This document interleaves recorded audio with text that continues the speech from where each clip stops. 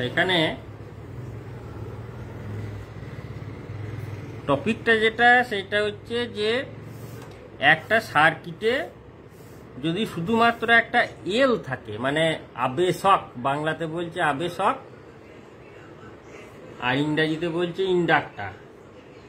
এখন আবেশক বা ইন্ডাক্টরের কোএফিসিয়েন্ট যেটা বা ওর যেটা চিহ্ন সেটা হচ্ছে কি এল হেনরি করে তার ইন্ডাকট্যান্স বা আবেশাঙ্ক হয়, এটা বলা হয়।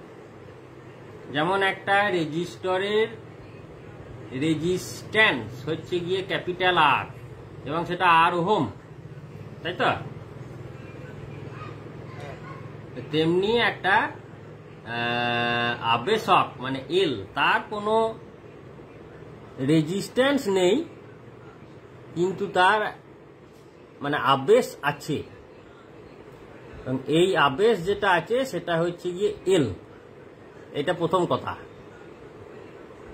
সুতরাং সে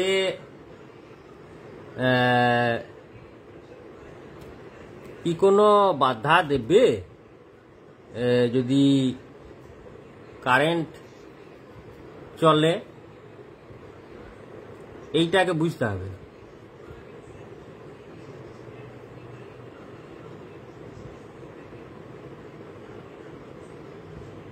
এইটা আমাকে আগে ছবি এঁকে বোঝাতে হবে।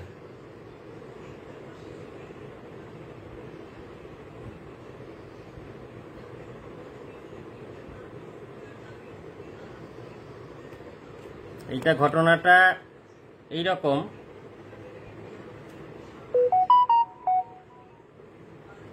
এই কৌরব দেখো ওই 7.7 পেজটা খুলেছো তো, তার যেটা হেডিং 7.7 কি আছে বলো? হ্যাঁ, AC circuit containing only an inductor. এই ক্ষেত্রে কি হয় এগুলো আমাকে একটু সংক্ষেপে বোঝাতে হবে, কারণ তা নইলে হবে না, সময়ে পারা যাবে না। যেটা যেটা বলবো পরিষ্কার মন দিয়ে শোনো, অন্য কোনো দিকে মন দেবে না কিন্তু। এইটা ধরো মোটা হয়ে যাচ্ছে,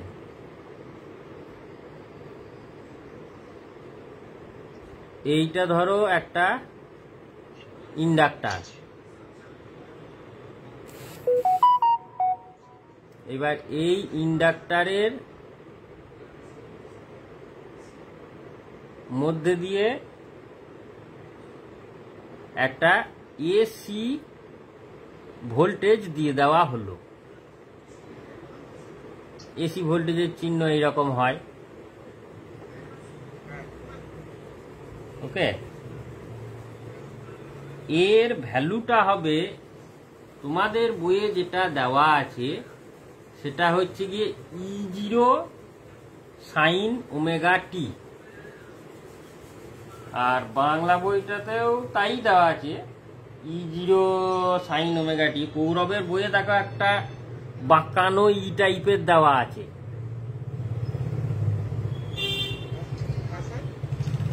মানে কৌরব একটু ইয়ে করো, মানে সাউন্ডটা কম হচ্ছে, মুখের কাছে এনে বলো তো।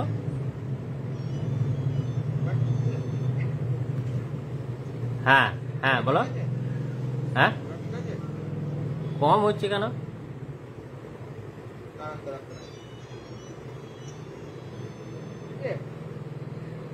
না, তাও তো কম হচ্ছে। হ্যাঁ হ্যাঁ হ্যাঁ, এবার ঠিক আছে।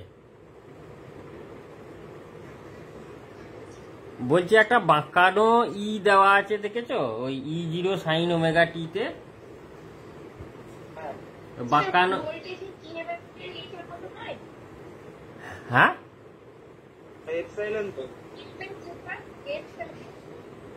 এপসাইলন বলতে পারো ওটাকে, তাই বলতে পারো। সুতরাং এপসাইলন বলার আমার দরকার নাই, ওটাকে ক্যাপিটাল ই বলে দাও। সোজা রাস্তায় এসো।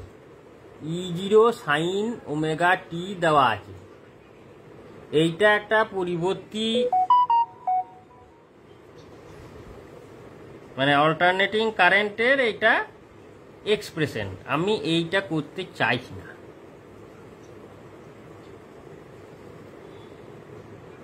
এই সাইনের জায়গায় আমি লিখতে চাইছি কস। এইটা করে দেখা যাক কি হচ্ছে।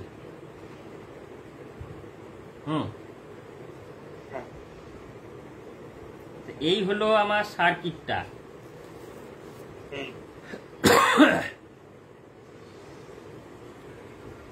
এবার এইখানে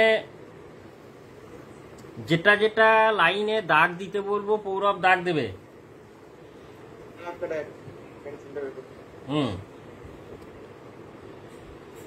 দেখো ওর পরেই ওই সার্কিটটার পরেই E=E0 sin ওমেগা t দেওয়া আছে। এইখানে তোমাকে একটা যুক্তি যেটা দিতে হবে যে এই যে এই ইন্ডাক্টরটা, এই ইন্ডাক্টর এর মধ্যে কোনো রেজিস্টর নেই, সুতরাং কোনো রেজিস্ট্যান্স এর কিন্তু দেবে না। এর রেজিস্ট্যান্স R= হচ্ছে গিয়ে 0। তাহলে R=0 হলে পরে এ কি বাধা দেবে না?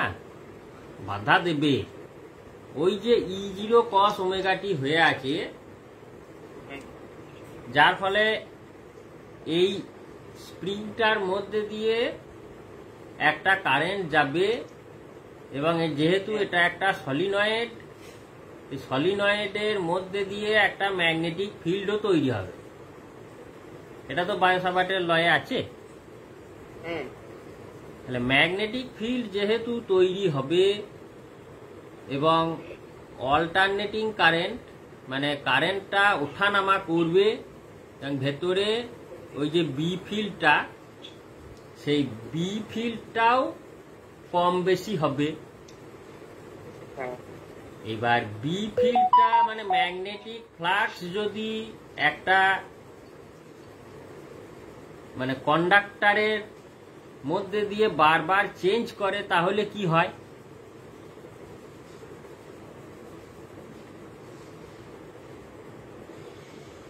তাহলে ফ্যারাডের সূত্রে পড়ে rate of change of flux হলেই ওর মধ্যে কিন্তু আর একটা ইএমএফ তৈরি হয় এবং সেটা ব্যাক ইএমএফ, লেঞ্জের ল অনুযায়ী।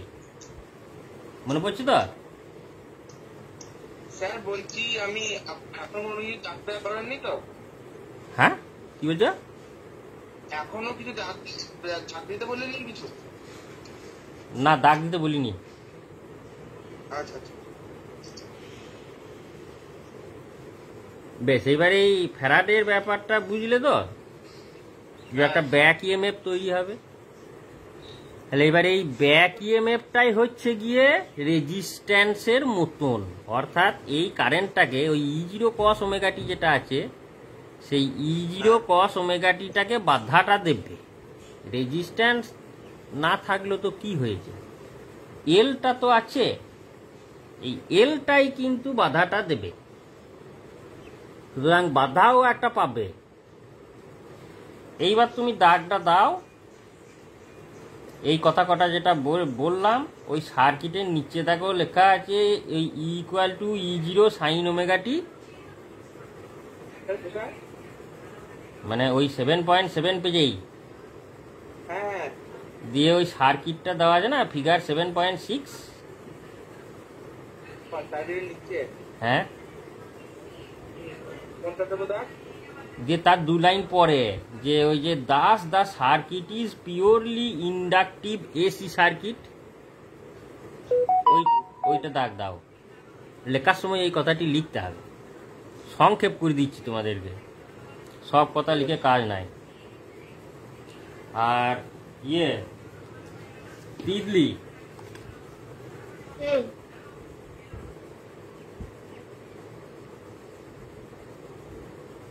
তুই দাগ দে ওই 828 পাতা 2.5, যেটা কেবলমাত্র বিশুদ্ধ আবেশকযুক্ত এসি বর্তনী। সেইখানে লেখা আছে, দেখ প্রথমের দিকেই 2 লাইন পরই যে বর্তনীতে তড়িৎ প্রবাহ মাত্রা বৃদ্ধি পেতে থাকলে আবেশকে একটি বিরুদ্ধ তড়িৎচালক বল এল ডিআইডিটি উৎপন্ন হবে।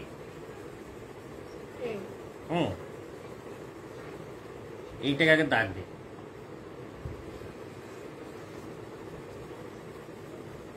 এইটা যেটা বললাম এটা সেইটাই, যে আমার যেটা ব্যাক ইএমএফ তৈরি হবে সেটা হচ্ছে কি ওই এল ডিআইডিটি। তাহলে এই এল ডিআইডিটিটা এই ইটার থেকে বাদ যাবে।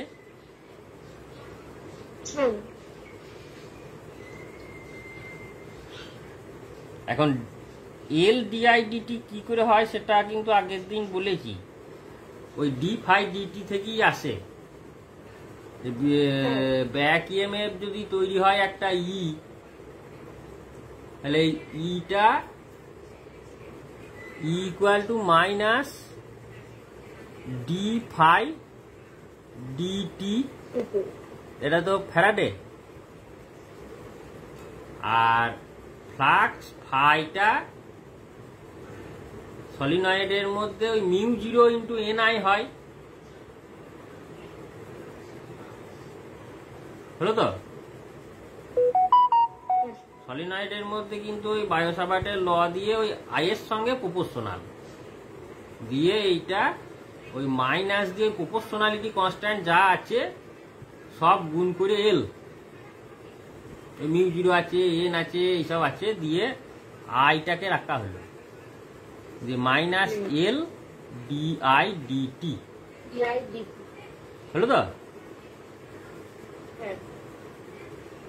এইবার এইটা বাদ যাবে, দিয়ে একটা সমীকরণ তৈরি হবে, ডিফারেন্সিয়াল ইকুয়েশন। এটা খেয়াল রাখতে হবে, জিনিসটা খুব একটা সোজা জিনিসটা নয়।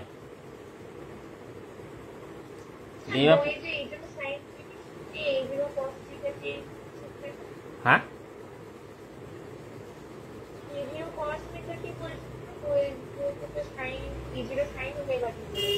হ্যাঁ বললাম তো সাইন দিয়ে দেওয়া আছে। এইবার আমি কস দিয়ে করতে চাইছি, তার কারণ আলাদা, কারণ কস দিয়েও লেখা যায়, এসি কারেন্টকে কসই দাও আর সাইনই দাও, ব্যাপার একই, ফেজে শুধু তড়িৎভাগ। এইবার কস দিয়ে করলে পরে তার কারণ হচ্ছে ইন্টিগ্রেশনটা করার পর যে একটা কনস্ট্যান্ট আসে না, একটা যে কোনো ইন্টিগ্রেশন করলে একটা ইন্টিগ্রেশন কনস্ট্যান্ট আসবে, এরপরেই আসবে। এবার সেই ইন্টিগ্রেশন কনস্ট্যান্টটাকে আমি 0 করতে চাইছি, কারণ ওটা 0 হয়। সাইন দিয়ে করলে পরে 0টাকে বোঝানো খুব মুশকিল, কস দিয়ে করলে পরে 0টা হয়তো বোঝানো যেতে পারে সহজে, সেটাই আমি দেখি, না হলে সাইন দিয়ে করতে হবে।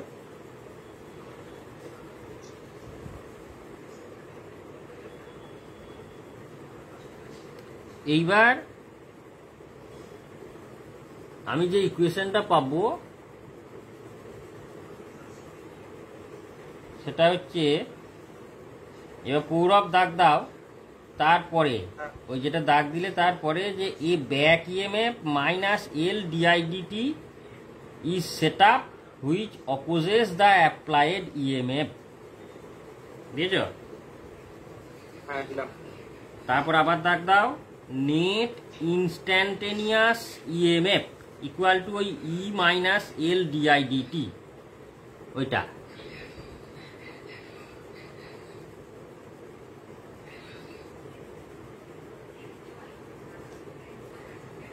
তাহলে এখানে আমার নেট কোনো একটা মুহূর্তে ইএমএফ কত হবে? E0 cos ওমেগা টি মাইনাস ওই এল ডিআই ডিটি হবে, তাই তো?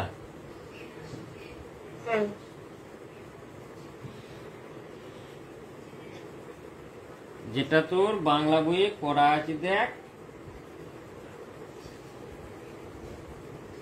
ওই সার্কিটটার পরেই ই minus L DIDT equal to 0, বটে? এখানে সাইন ধরে করা আছে, সে থাক। তাহলে এইটা ইকুয়াল টু 0 হতে হয়।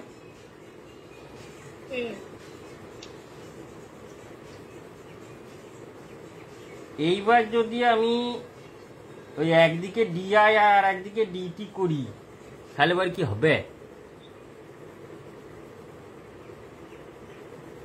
ইমপ্লাইজ দ্যাট, এইখানে হিসেবটা করি যে এল, এই হিসেবটা লিখে নিতে পারো, যদি ভুল হয় তোমরা ধরতে পারবে, অঙ্কর ব্যাপার তো। L d i d t equal to E0 cos omega t. এটা করলাম, যে সার্কিটটা মুছে দিচ্ছি, এখানে আর জায়গা নাই। এইবার যদি করি তাহলে ডিআই এইটা ইকুয়াল টু কত হচ্ছে?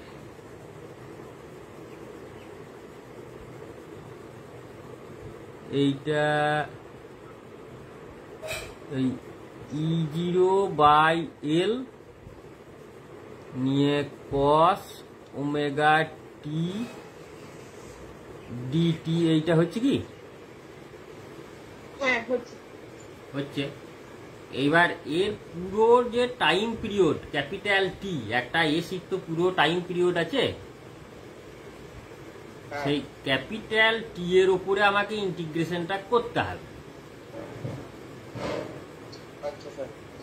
তার মানে টাইমটা আমার শুরু হবে 0-তে, শেষ হবে ক্যাপিটাল টি এ, সেটা পরে হচ্ছে। তাহলে integration di equal to E0/L integration cos omega t dt করলাম, করে এটা আমার দাঁড়ালো E0/L। এবার ইন্টিগ্রেশনটা কি হবে বলো?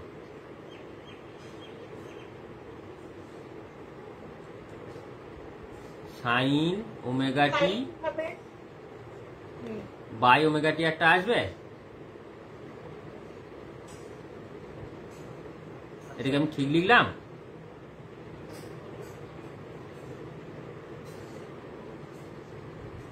বলো অঙ্ক এটা থেকে বলো।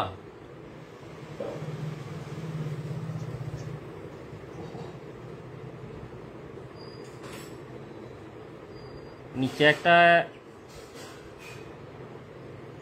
না,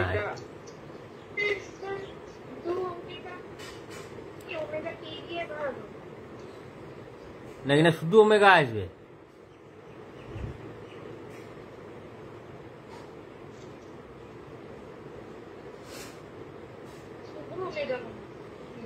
শুধু ওমেগা? দরকার হলে অঙ্ক বইয়ে দেখো, না আমার নিজেরই মনে নাই। এখানে এরা যেমন করেছে যে সাইন ওমেগা টিকে ইন্টিগ্রেশন করেছে, দিয়ে sine cos omega t divided by omega করেছে, শুধু ওমেগা। ঠিক আছে, হ্যাঁ, যে আর একটা ইন্টিগ্রেশন কনস্ট্যান্ট সি আসবে, এই তো। তাহলে এবার আইটা যেটা দাঁড়ালো ইন্টিগ্রেশন ডিআই করলে পরে আমি না হয় ধরলাম ক্যাপিটাল আই এলো, যে আই ইকুয়াল টু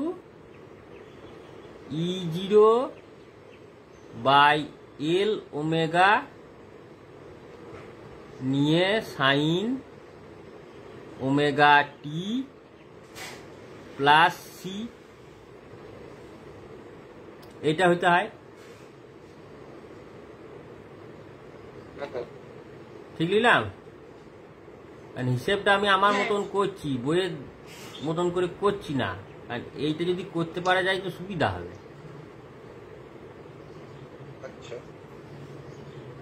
এইবার বলো টি ইকুয়াল টু যখন 0 তখন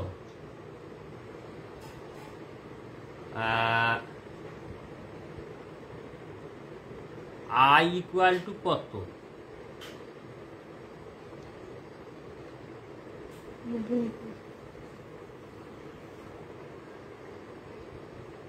equal to শুধু কনস্ট্যান্ট দিতে থাকবে।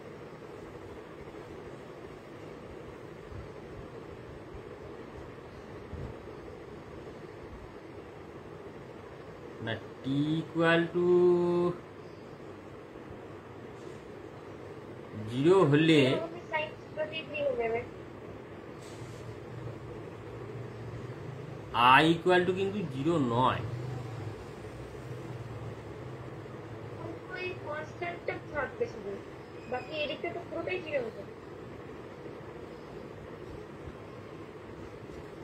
টি ইকুয়াল টু 0 হলে কসের যেটা গ্রাফ, তাতে কসের ভ্যালুটা ম্যাক্সিমাম থাকে। এটা তো i সমান sin দিয়ে আছে, তাহলে sin 0 মানে তো 0 আর cos 0 মানে তো 1। সেটা বুঝলাম, এবার এখানে সাইন দিয়ে আছে,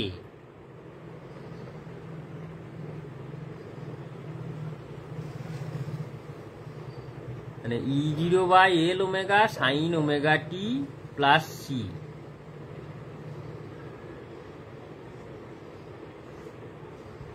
এবার টি ইকুয়াল টু 0-তে ইটা কত, টোটাল ইটা কত ছিল?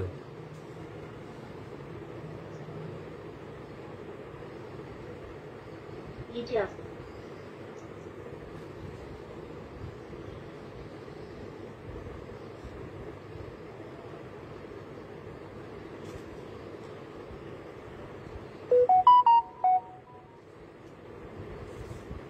দাঁড়া একটু ভেবে নি ব্যাপারটা।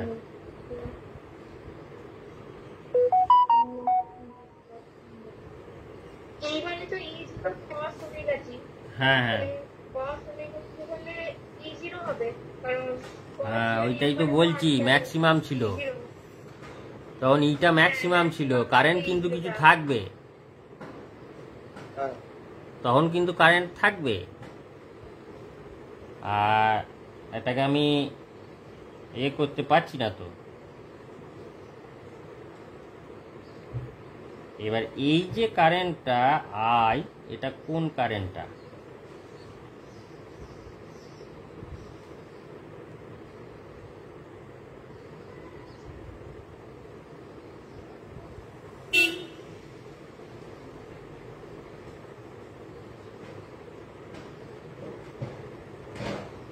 এইটা আমাকে আগে দেখতে হবে,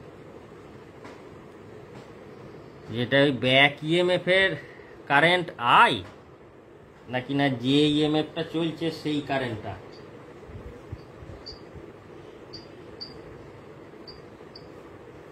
এবার একটা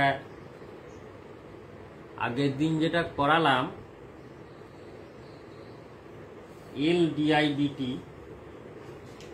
হ্যাঁ সেই জায়গাটা বার করতে হবে।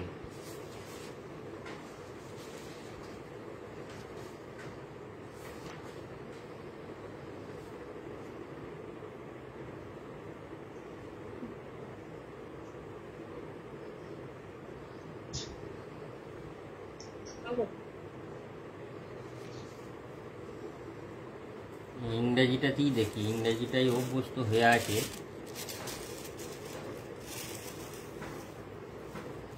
ফ্যারাডের লয়ের জায়গাটা দেখতে হবে।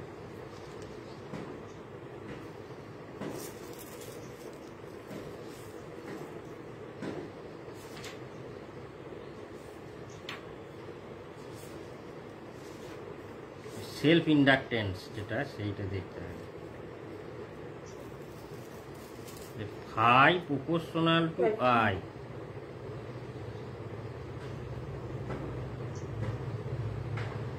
এই আইটা হচ্ছে ওই যে আইটা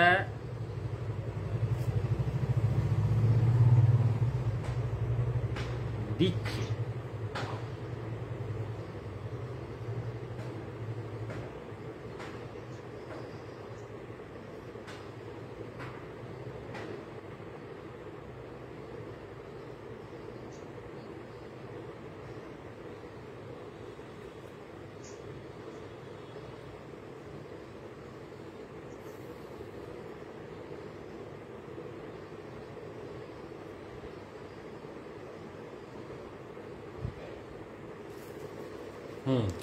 তাহলে এখানে এই আইটা হচ্ছে কি যে আইটা দিচ্ছে সেইটাই।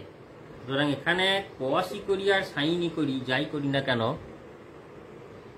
আইটা আমার একটা থাকছে। এখানে আইটা আমার দাঁড়াবে ওই যে E0 ছিল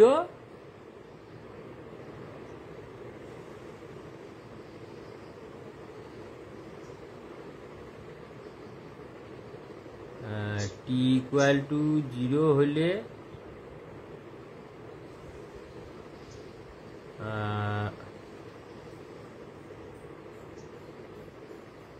না, এটাকে এইভাবে ব্যাখ্যা করা যাবে না, এটাকে ওই সাইনই দিই আর কসই দিই, ব্যাপার আমার একই দাঁড়াচ্ছে। এখানে যেটা ব্যাখ্যাটা যেটা করতে হবে যে সময় টি যেটা,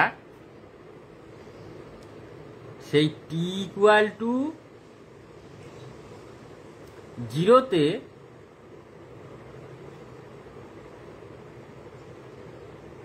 এর কোনো চেঞ্জ হচ্ছে না, এর হচ্ছে নো চেঞ্জ। বুঝলে কথাটা? এইবার এর যদি কোনো চেঞ্জ না হয় তাহলে ম্যাগনেটিক ফ্লাক্স বি এরও কোনো চেঞ্জ হচ্ছে না। তাহলে বি এরও যদি কোনো চেঞ্জ না হয়, ইনডিউসড কারেন্ট বলেও কিছু থাকবে না। কথাটা বুঝতে পারলি কি? হ্যাঁ, এই তিতলি বুঝলি? এখানে যুক্তিটা যেটা দেওয়া হলো, বইয়ে যাই যুক্তি দেওয়া থাক, এক এক বইয়ে এক এক রকম। কথাটা হচ্ছে যে যখন t=0 তখন আমি তো লিখেছিলাম এর আগে যে E=E0 cos ωt। এবার t=0 হলে cos ωt-টা 1 হচ্ছে, তখন E=E0 ম্যাক্সিমাম। E0 হলেও এটা হচ্ছে কি একটা কনস্ট্যান্ট E0, এর কোনো ভ্যারিয়েশন নাই, তার মানে ই এর কোনো চেঞ্জ নাই। এবার ই এর যদি কোনো চেঞ্জ না থাকে, আমার ওই কয়েলের ভেতরে ম্যাগনেটিক ফ্লাক্সেরও কোনো চেঞ্জ নাই, তাহলে কারেন্ট আইও যাবে না, মানে ব্যাক ইএমএফও থাকবে না। তখন সেক্ষেত্রে লিখতে পারি, এইখানে আমি লিখে দিচ্ছি, বি হ্যাজ নো চেঞ্জ। তাহলে d∅dt=0। কোনো চেঞ্জ না হলে d∅dt-ও 0। তাহলে সেই ক্ষেত্রে আমার ইনডিউসড যে কারেন্ট সেইটা I=0 হবে। তাহলে এক্ষেত্রে আমার এই ইকুয়েশনে যদি বসাই t0 I0, তাহলে সেক্ষেত্রে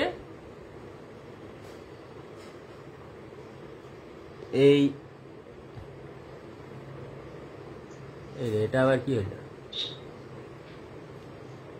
C=0 এইটা বসালাম। বোঝা গেল কথাটা? হ্যাঁ